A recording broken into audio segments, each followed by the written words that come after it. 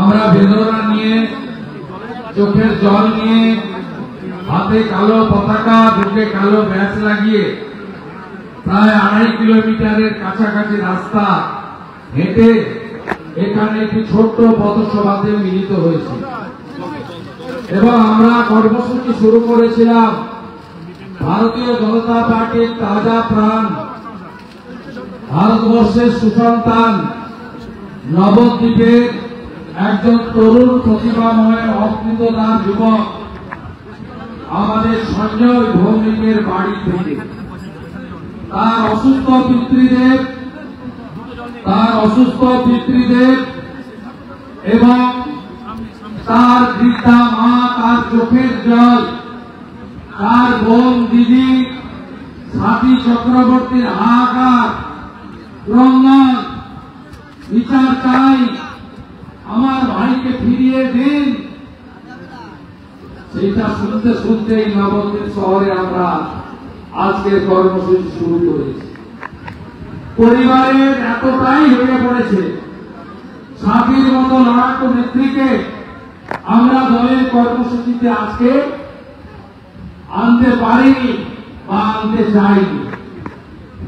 সঞ্জয়ের পরিবারের পক্ষে তার জামাইবাবু মানস চক্রবর্তী এখানে এসেছেন আপনাদের সকলকে কৃতজ্ঞতা জানানোর জন্য যে আজকে আমরা সঞ্জয়ের পরিবার যে একটা নয়, বিজেপির পরিবার, বিশ্বের সর্ববৃহৎ রাজনৈতিক দল, 13 কোটি সদস্য, 21টা রাজ্য সরকার, ভারতবর্ষের সরকার, এই রাজ্যে 2,33,27,000 মানুষ, প্রায় 40% ভোটার, আমরা সবাই সঞ্জয়ের পরিবারের অন্যতম সদস্য।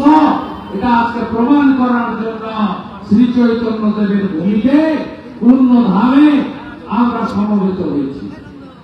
ধন্যবাদ জানাবো জেলা সভানেত্রী আমাদের ভগিনী সহ অপর্ণা নন্দী মহোদয়াকে।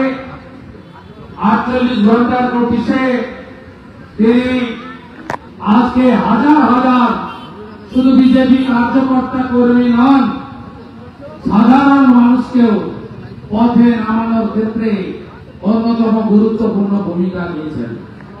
ধন্যবাদ জানাবো অর্জুন বিশ্বাসকে, আমাদের আরেকটি জেলার সাংগঠনিক সভাপতি মহোদয় উত্তরে, তাকে ধন্যবাদ জানাবো। পাশেই আরেক জেলা কাটোয়া সাংগঠনিক জেলার সভানেত্রী আমাদের বোন স্মৃতিকণা মহোদয়কে শ্রদ্ধা জানাবো। গত লোকসভার কৃষ্ণনগরের প্রার্থী আমাদের প্রত্যেকের দিদি রানীমা অমৃতা রায় মহোদয়াকে, এর বাইরেও আমার কলিগ এমএলএরা আছেন, পার্থসারথী চ্যাটার্জি প্রাক্তন জেলা সভাপতি, রাজ্যের নেতা, অসীম বিশ্বাস মহোদয় আমাদের বিধায়ক আশিস বিশ্বাস মহোদয়, আমাদের দিদি হজ কমিটির ভাইস চেয়ারপারসন, রাষ্ট্রবাদী হিন্দুস্তানের লড়াকু নেত্রী মাহফুজা খাতুন মহোদয়া আমাদের মধ্যে আছেন। এর বাইরেও স্বপন রাম সহ আমাদের জেলা সমস্ত নেতৃত্বকে এবং মন্ডল সভাপতিদের, মোর্চার নেতা নেত্রীদের আমি ধন্যবাদ জানিয়ে অল্প কিছু কথা নিবেদন করব। আপনারা জানেন তৃণমূল কংগ্রেসের গুন্ডা তারক দাসের নেতৃত্বে এখানে 4 জন পরিচিত সমাজ বিরোধী আমাদের সঞ্জয়কে নৃশংসভাবে, বর্বরোচিতভাবে খুন করেছে।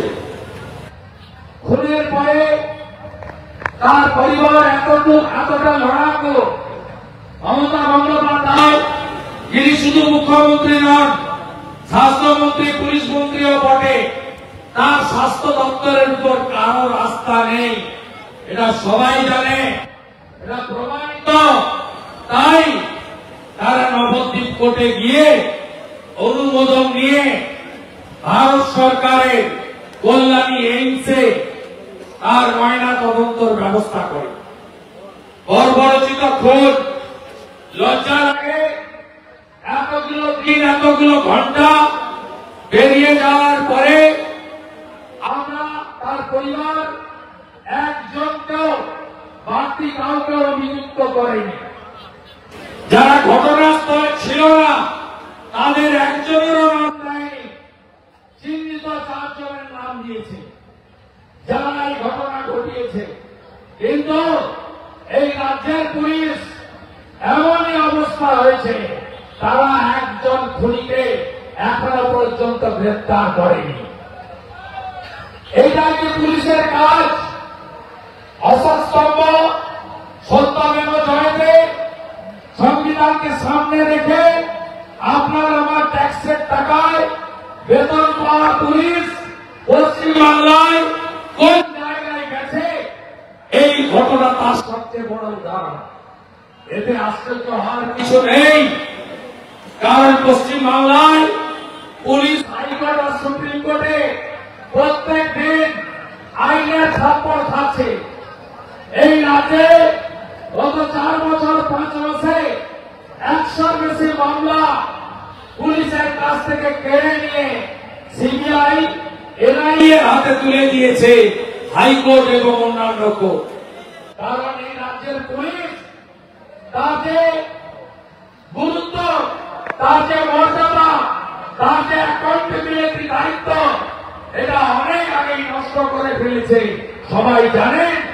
তাই পশ্চিমবঙ্গ পুলিশকে লোক ও বাংলা পুলিশ বলে না, বলে মমতা পুলিশ। আগে সিআরপিসি আইপিসিতে চলত, এখন বিএনএস হয়েছে। এরা মানে না। আপনি একটার পর একটা ঘটনা দেখবেন পুলিশ প্রমাণ লোপাট করার কাজ করে। পুলিশ যদি তৃণমূল কংগ্রেসের লোক হন, গ্রেফতার তাকে করবে না। আজকে মেডিকেল কলেজের ডাক্তার অভয়ার ঘটনায় কলকাতা পুলিশের প্রধান ইন্টার্ন কমিশনার বিনীত গোয়েলকে আপনারা দেখেছেন দাঁড়িয়ে থেকে প্রমাণ লোপাট করতে। আপনারা একটার পর একটা ঘটনা দেখেছেন। এই পুলিশের অবস্থা, এই রাজ্যে বিরোধী দলনেত্রী মমতা ব্যানার্জি ছিল, তাকে কোনদিন হাইকোর্টে যেতে হয়নি। তিনি এই নদিয়া জেলার ফেলানি বসা চম্পলা সর্দারদের ইস্যুতে মহাকরণের ভিতরে ঢুকে গেছিলেন জ্যোতিবাবু, মুখ্যমন্ত্রী ছিলেন দরজার বাইরে। আর আপনাদের সামনে বিজেপির বিরোধী দলনেতা, রাজ্যের বিরোধী দলনেতা 2,30,00,000 লোককে যিনি প্রতিনিধিত্ব করেন, তাকে এখনো পর্যন্ত 89 বার কলকাতা হাইকোর্টে যেতে হয়েছে। আমাকে রাজনৈতিক কর্মসূচি, ধর্মীয় অনুষ্ঠান, সামাজিক কাজ, আত্মের পাশে দাঁড়ানোর জন্য হাইকোর্টের অনুমতি নিতে হয়েছে।